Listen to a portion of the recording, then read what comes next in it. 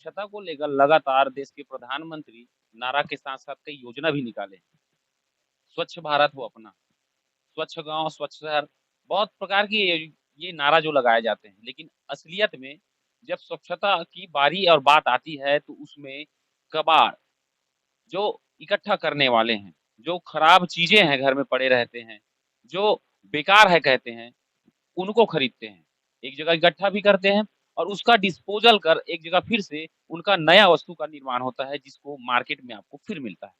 नमस्कार, मैं तिलक देवांगन। जोहार भारत न्यूज़ चैनल में आप सभी दर्शकों का स्वागत है। जी हाँ, इसी सिलसिले में हम बात करेंगे आज कबाड़ से जुगाड़। बड़े-बड़े कबाड़ से जुगाड़ कर नया-नया चीज़ बनाया जाता है, लेकिन रद्दी वाले को कोई नहीं पूछता। आज हमारी टीम रद्दी लेने वाले और उनके चैनल के साथ खास बातचीत कर रही है। क्योंकि बताएँ, रद्दी इकट्ठा करने में बड़ी मेहनत लगती है। दिन भर घूमते हैं, उसके बाद एक जगह इकट्ठा होता है और उनका परिवार भी चलता है। हज़ारों परिवार ऐसे हैं जो रद्दी से पैसा कमाकर अपना परिवार पालन कर रहे हैं। यहाँ तक कि कई लोगों को रोज़गार भी मिला है। हम इसी सिलसिले में बात करेंगे कोंडागाँव जिले में सफलतम इस स्वच्छता के एक श्रेय या उनको हाथ कहा जाए सफाई में, रद्दी चीज़ों का या खराब चीज़ों का। भैया हमारे चैनल में आपका स्वागत है। आपका नाम बताइए? सलीम मेमन।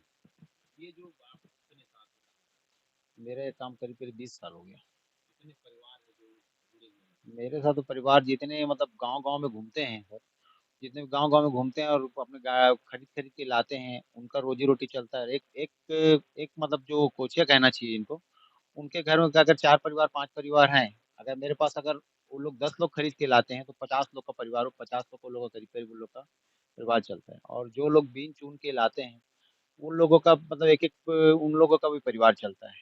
और ऐसे कर देखा जाए तो मिनिमम करीब-करीब 100 लोगों का रोज़ी-रोटी इससे जुड़ा हुआ है।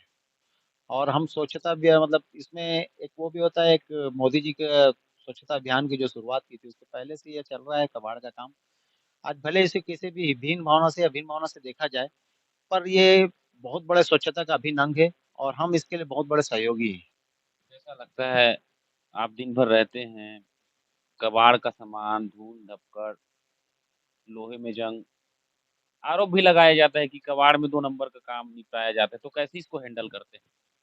अब आरोप तो ऐसा है कि जो भी काम करो उसमें आरोप तो हर हर हर में आरोप और प्रत्यारोप लगा हुआ है। तो उसके लेकर के हम लोग उस चीज़ को माइंड नहीं लेते, क्योंकि अगर हम गलत करेंगे, तो बिल्कुल गलत का सज़ा गलत ही है।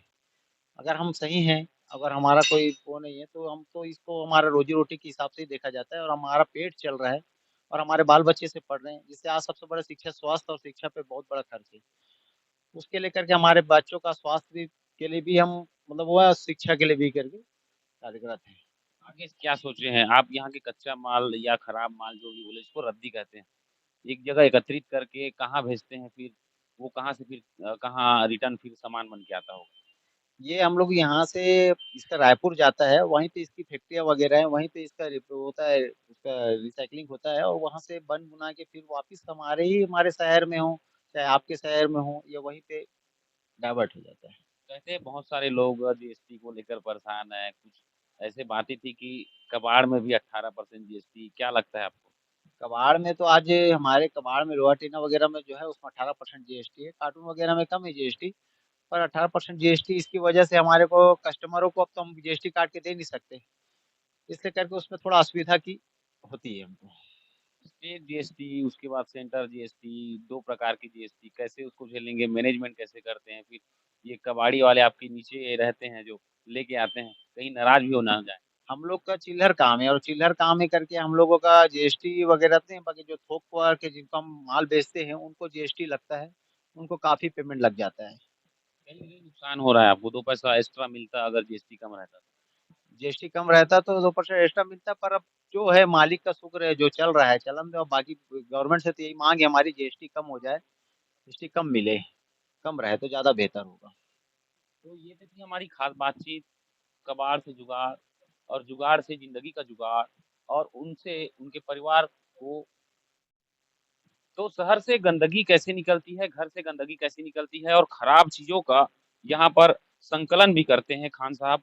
और देखिए कैसे जो रद्दी चीज़ है, जो सामान खराब हो जाता है, चाहे इलेक्ट्रॉनिक सामान हो या कुछ बर्तन भाड़ा जो फूट भी जाता है, टूट भी जाता है, ये तमाम प्रकार की जो सामान है जिसको यूज़ करने के बाद आप ल इसको अनयूज़ हो जाता है, ये खराब हो जाता है, जिसे 2 पैसे की जो कहते हैं 2 कौड़ी की हो जाती है, जो हम हज़ारों रुपए का सामान लेते हैं वो, और रद्दी यहाँ पर आती है और रद्दी साफ़ भी होती है शहर से और गाँव से, और देश स्वच्छ रहने का एक नई दिशा है, जहाँ पर ये कई सालों से ये जो परिवार हैं, जो सब कचरा उठाने वाले हैं, शहर से हो या चाहे गाँव से या घर से, कबाड़ी वाले हो, तो ये एक परिवार है जो स्वच्छता के लिए बड़ा मुहिम है। मेरे सहयोगी मानीपुरी के साथ मैं तिलक देवांगन, कोंडागांव।